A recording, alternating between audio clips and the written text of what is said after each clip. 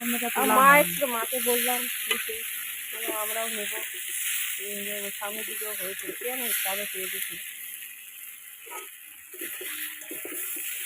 পুরো একদম মনে হচ্ছে গ্রামের বাড়ি এরকম ভাবে রান্না করতো দিদিমারা। হ্যাঁ পট টট নিয়ে মা দেখলে দেখবে আমার মা আজকে দেখে বলছে যে তুই পারবি অত দূর থেকে গিয়ে আবার যে কত দূর কোথায় তো এখানে কাছাকাছি রান্নাঘরে জানলা থেকেই তো বোঝা যাবে ভাত বসিয়ে দিয়ে ঘরে কাজও করা যাবে। আজকে নতুন উনুনে রান্না হচ্ছে তবে আমি রান্না করছি না আমার যে ভাত আছে তবে আগের দিনের তরকারি আছে সেজন্য আর প্রয়োজন হয়নি। তো আজকে পাখি বললো যে না রান্না করবে তো মাছের ঝোল আর ভাত তাহলে করে নাও আর জন্য হাত তোর পাকাপোক্ত ওই জন্য বেশি আর কষ্ট করতে হয়নি। আর একবার জ্বলে গেলে কাঠের উনুন রান্না করতে কোনো অসুবিধে হয় না। একবার জ্বলে গেছে ভাত তো 10 মিনিটের মধ্যে ভাত হয়ে গেছে। তো পেঁপে আলু দিয়ে বাটা মাছের ঝোল করছে পাতলা করে জিরে গুঁড়ো দিয়ে সমস্ত ফোড়ন দেওয়া হয়ে গেছে আর রান্নাটা খুব ভালো হয়েছিল দিয়েছিল যদিও। তারপরের দিনকে আমি করেছিলাম রান্না কিন্তু তোমাদের সঙ্গে আর শেয়ার করা হয়নি। আর এই দেখো আমাদের দুষ্টু মিন্টুলি সোনা কীরকম সকালবেলা খেলা করছে। 9টা বাজে আর নিজের জন্য একটুখানি চা করে নিলাম আর গোপালকে জাগানো হয়ে গেছে বাসি ঘরটাও সব ঝাড় দেওয়া হয়ে গেছে। আর আমাদের ছাদে ছিল রাত্রেবেলা ছাদে বার করে দিই এই বাইরে বার করে দিই ছাদে চলে যায়। এই এখন এলো একটুখানি দুধ গরম করে দিলাম দুধ খাওয়া হয়ে গেছে সে এখন কি আছে সব ঘরেই থাকতে কিছুতেই বাইরে যাবে কেন রে বাইরে যেতে চাস না কেন? হ্যাঁ যেতে চাস না কেন? দেখছি ক্যামেরার দিকে। ঘুম থেকে ওঠার পর আর ভালো করে চুলটা আঁচড়ানো হয়নি। তো হ্যাঁ বন্ধুরা আজকে যে হনুমান জয়ন্তী আগের দিনকে আমি রান্না করেছি আগের দিনে কোনো ব্লগ শেয়ার করা হয়নি কারণ তার আগের দিনের এডিট করা বাকি ছিল সেই স্টোর ফুল হয়ে গেছিলো মোবাইলে। তো আজকে হনুমান জয়ন্তী আজকে সারাটা দিন তোমাদের সঙ্গে শেয়ার করব কিভাবে কাটাবো। তো আজকে এইটা আমি বলছি যে আমি এখন আজকে সকালবেলা খুব দুধ চা খেতে ইচ্ছে করছিল তা দুধ চা তো বসিয়েছি কিন্তু চা দিতে গিয়ে দেখছি যে গুঁড়ো দানা যে চা দুধ চায়ের জন্য সেই চাটাই নেই। তো কি করব এই পাতা চা যেটা র চায়ের পাতা দিয়ে দুধ চাটা করেছি খুব একটা লিকার হয়নি কিন্তু খারাপও হয়নি। মা এসেছিল মা হচ্ছে ওই মেসো থেকে আমাকে দিয়ে গোপালের জন্য কটাগুলো জামা অর্ডার করলো ওদের বাড়ির গোপালের জন্য। তো খুব ভালো হয়েছে বিছনা ছিল না সেই অনেক কিছু 3খানা অর্ডার করেছে সব আমার অ্যাড্রেসে আসবে। তো এই দেখা ছোলা ভাজা আর একটু মুড়ি খাবো বলে ছোলা ভাজাটা ভাজছি। রাঁধতে হবে না হলে হবে না বিকেলে করে রাঁধতে হবে সময় কোথাও বিকেলে ব্যস্ত থাকি। আগের দিনকে উনুনে রান্না করেছি কড়া আর হাঁড়িটার অবস্থা বেহাল। তো কালকে আমি মেজেছি কিন্তু দেখো কালি একদম ওঠাতে পারিনি কিছু কিছু দাগ রয়ে গেছে। তো ওকে ওই কাছ থেকে এসছে এসে বলছে তোমাকে করতে হবে না আমি নিয়ে বসছি ওই সেটাই করছে আর ও অনেকটা প্রেশার দিয়ে ঘষলে উঠেই যায়। তো এই দেখো হাঁড়িটা আবার তুবড়ে গেছে এই হাঁড়িটা একটুখানি তোবড়ানো রয়েছে সে অনেক দিন আগে পড়ে গিয়েছিল পড়ে যেতে একদিকটা পুরো একদম তোবড়ানো টাইপের সেই তোবড়ানোটা আবার ঠিক করছে মানে একটা না একটা কাজ হলেই হয় মানে আমার বর যদি একটা কাজ দেখে সেটাকে ঠিক করার জন্য লেগে পড়ে থাকবে। আর এখানে টমেটো কাটছি এখন টমেটোগুলো বেশিরভাগই না এরকম দরকচা টাইপের তো অনেকগুলো টমেটো কাটবো চাটনি করব অনেকদিন টমেটোর চাটনি করা হয়নি তো দেখলাম যে অনেকটা টমেটো রয়েছে আগের দিনকে মা দিয়েছিল আবার আজকে আবার বাজার করে নিয়ে এসছে অনেকটা টমেটো তা দেখলাম যে আজকে যেগুলো নিয়ে এসছে সেগুলো একটু বেশি ডিপ লাল চাল পটল তো ওটাই করলাম আলু চাল পটল করবো সেদ্ধ দেবো। আর এইখানে রেখেছি হচ্ছে উচ্ছে আলু একটু সেদ্ধ করে রেখেছি এটা একটু ঝাল করবো সর্ষে বাটা দিয়ে সর্ষে আর তিল বাটা দিয়ে এই হচ্ছে রান্না। আর চাল পটলটাকে প্রেশার করে দেবো আমি তো সব প্রেশার কুকারেই দিই জানো সেটা তোমরা সেটা এই পটল আলু এই প্রথম চাল পটল করছি কোনো দিন কিন্তু করিনি গোবিন্দভোগ চাল ছিল 2-1টা ছড়িয়ে দিয়েছি আর এটা হচ্ছে ভেজে নিচ্ছি পটল আলুটা তারপরে প্রেশার করে একটা সিটি দিয়ে নেবো। দিন আবার ও এটা কিনে নিয়ে এসছে আগের দিন আমার মা আবার ঢ্যাঁড়স নিয়েছে ডাঁটা আর আজকে যেহেতু আজকে সব নিরামিষ, একেবারে মিষ্টি চাটনি কিন্তু ভালো লাগে না। টমেটোর চাটনিতে আমি বাতাসা দিয়েছি, চিনি হচ্ছে বাড়ন্ত ছিল, বাবাকে বলে দিয়েছি বাবা নিয়ে আসবে। তার আগে বাতাসা গুঁড়ো ছিল, সেইগুলো দিয়ে সেটা দিয়ে করলাম, আর অল্প তেঁতুল দিয়ে পটল আলুটা নুন হলুদ দিয়ে ভেজে নিয়েছিলাম, তার মধ্যে চালও দিয়েছিলাম। এবার প্রেশার কুকারে সিটি মারলাম, 3টে সিটি মারার পর ওটা নিয়ে মানে ঢাকনা খুলে আবার ওটাকে আদা বাটা, জিরে, ধনে সমস্ত মশলা দিয়েছি। ও তার আগে ফোড়নে দিয়েছি গরম মশলা, তেজপাতা আর জিরে। তো চাল পটলটা কিন্তু খেতে ভালো হয়েছিল, কিন্তু একটু নুন হয়ে গিয়েছিল। তরকারি সব সময় অল্প নুন দিয়ে করাই ভালো, একটুখানি বেশি নুন হয়ে গেলে জলটা তো শুকনো করতে করতে সেই নুনটা ক্যাপচার করে নেয়। আমারই ভুল হয়েছে, প্রথম দিকে অল্প নুন দিলেই ভালো হতো, কিন্তু খারাপ হয়। ভাত দিয়ে খেলে একদমই বোঝা যাবে না।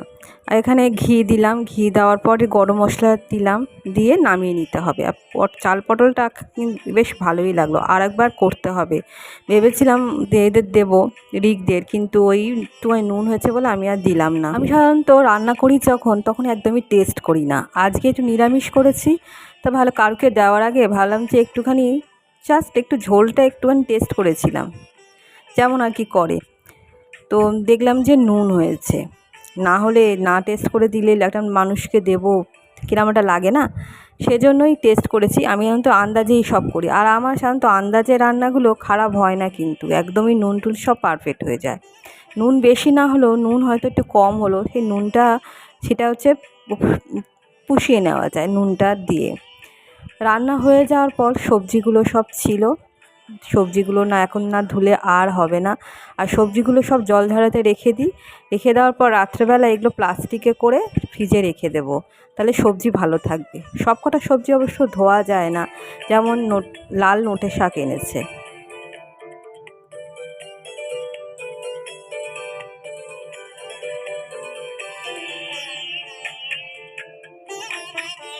এর সঙ্গে আলুগুলোও ধুয়ে নিলাম, আলুগুলো বেশ পরিষ্কার ছিল, খুব একটা ধুলো ছিল না, বেশ নতুন আলু, ফ্রেশ আলু।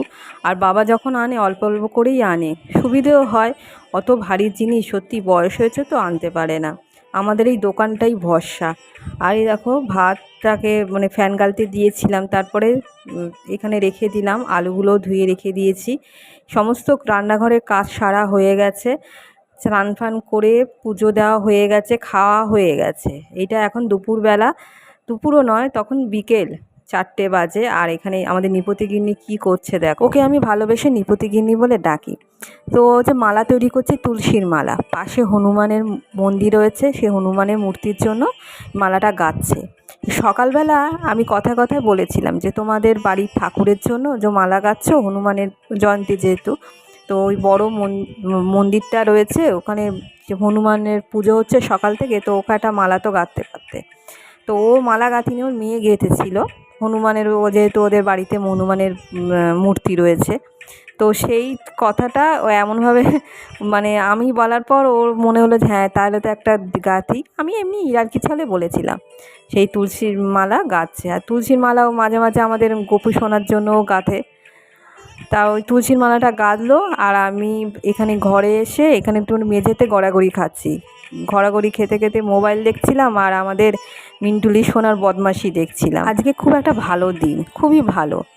তো আমাদের বাড়িতে তো এমনি হনুমানের মূর্তি নেই, কিন্তু ওই ক্যালেন্ডারটা রয়েছে, আর আমি পুজো করি ক্যালেন্ডারটা, ওই ক্যালেন্ডারটা ইচ্ছে আছে একটু বাঁধানোর, সে তোমাদের তো আগে বলেছি। আর আমার বর জানো তো আজকে স্নান ফান করে দুপুরবেলা ওই মন্দিরটায় গিয়েছিল, গিয়ে হনুমানের পুজো দিয়ে এসছে। সেজন্য আমার মনটা আজকে খুব খুশি খুশি। আমি এটা কিন্তু চেয়েছিলাম যে আমি তো এত কাজের মধ্যে ব্যস্ত হয়ে পড়ি, যদিও বাড়ির ঠাকুরকে আমি অনেকক্ষণ ধরে পুজো দিয়েছি, দিতে যেতে পারিনি। তো ও মিষ্টি কিনে কলা নিয়ে এসেছিলো, দিয়ে নিয়ে এসছে পুজো দিয়ে এসছে বলে আমি আরও বেশ খুশি। প্রসাদটা আনা হয়ে গেছে, সন্ধেবেলা মনে হলো যাই, আমি তো মন্দিরটায় যাইনি, একটুখানি ধূপবাতি দিয়ে আসি। সঙ্গে সুমনাও যাচ্ছে, ওর মা যে মালাটা গেঁথেছিল তুলসীর মালাটা সেটা নিয়েছে, আর প্রসাদও নিয়েছে, নিয়ে ঠাকুরকে একটুখানি পুজো দিয়ে আসবে। বেশ ভালোই লাগছে। সন্ধেবেলা আমি বলেছিলাম আমার বরকে যে তুমি পুজো দিয়ে আসো, আমি সন্ধেবেলা একটুখানি ঠাকুরকে দর্শন করে আসবো। আর এই মন্দিরটা খুব সুন্দর পুজো হয় জানো তো, আমার বাড়ির পেছন দিকটা এই মন্দির। আর সারাদিনই তো এখানে মাইক বাজছে, গান হচ্ছে, পরিবেশটা খুব ভালো, পুজো পুজো মতো। আর তার পাশে হচ্ছে পুজো মন্দিরের পাশে ওই দিকটা একটা প্যান্ডেল হয়েছে, সেখানে আজকে রাত্রেবেলা ফাংশান আছে। আর এখানে এই যেটা বোন হচ্ছে পুজো দিচ্ছিল তাকে ওই মালা দিল, সে মালাটা পরিয়ে দিল ভগবানের গলায়, আর প্রসাদটাও ছুঁয়ে দিল ওরা যারা নিয়ে গিয়েছিল। তবে ধূপবাতিটাও আমরা বাড়ি থেকে নিয়ে গিয়েছিলাম, জ্বালিয়ে নিলাম, বেশ ভালো। ঠাকুরের কাছে দিয়ে দিন। যজ্ঞ এখন হবে তো, পুরোহিত মশাই এমনি করবেন যে এসছে পুরোহিত মশাই, তুমি যজ্ঞ করো।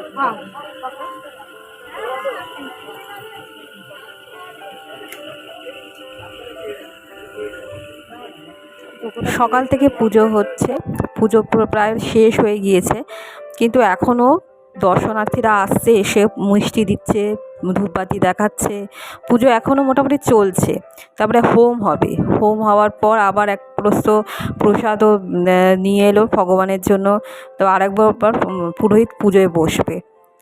আর আজকে ভরা পূর্ণিমা তো বেশ ভালো লাগছে, চাঁদ উঠেছে আকাশে, এখানে বজরঙ্গীর পুজো হচ্ছে।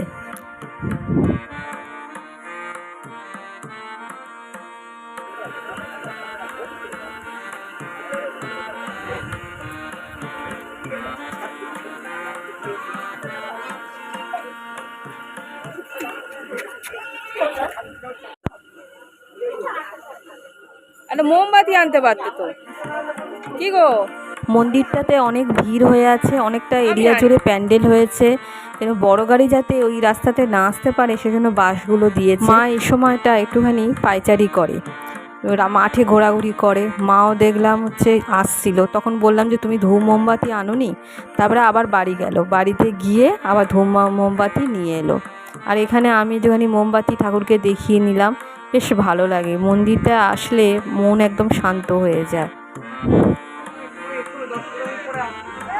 এই মন্দিরটা একদম আমাদের বাড়ির কাছাকাছি।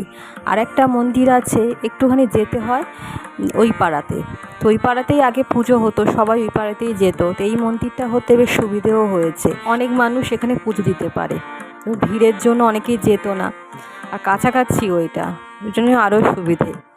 তো আজকে মনে হচ্ছে ভোগ দেবে না, ভোগ দেবে হয়তো পরের দিনকে। তো এই দেখো সবাই বসে আছে, সুমন ওখানে চেয়ার নিয়েছিল, এখানে বসে আছে, বসে এনে সঙ্গে গল্প একটা, এখানে আসলে বেশ একটা গল্পের আসর জমে যায়, তাই না? সবাই সেখানে আছে, কারোকে কিন্তু চিনি না, কিন্তু কথা বললে আর বেশিক্ষণ লাগে না। তো ওই কিছুক্ষণ বসলাম, তো ওকে জিজ্ঞেস করলাম যে তুই কি বসবি, সুমনাকে। বললো তুমি কি করবে বলো জেঠিমা। আমি বললাম তাহলে একটু বস, তারপরে একটু পরে চলে যাব। মাও বললো যে চল একটু ঘুরি বঞ্চ মাঠে। তো দেখলাম ওদের খুব একটা থাকার ইচ্ছে নেই, তো বাড়িতেও তো কাজ আছে, এখানে কতক্ষণ আর।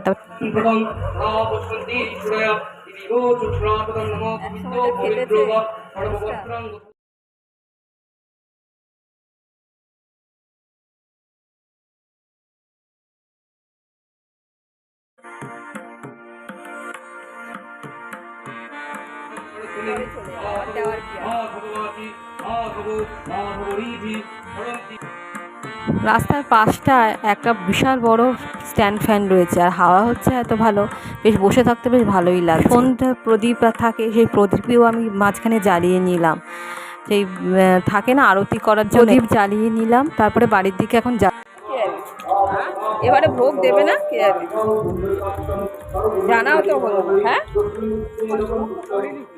আমার খালি মনে হচ্ছে যে আগের বারে মনে হয় এই সময়টা ভোগ দিয়েছিল, কিন্তু আজকে দেবে না, সত্যি আজকে দেবে না। মাঠটা একটুখানি ঘুরলাম, আর মাঠে ঠান্ডা হাওয়া দিচ্ছে, এত সুন্দর লাগছে, আকাশে চাঁদটা পরিবেশটাকে আরও আলোয় আলোকিত করেছে। দেখো কি সুন্দর পূর্ণিমার চাঁদ উঠেছে।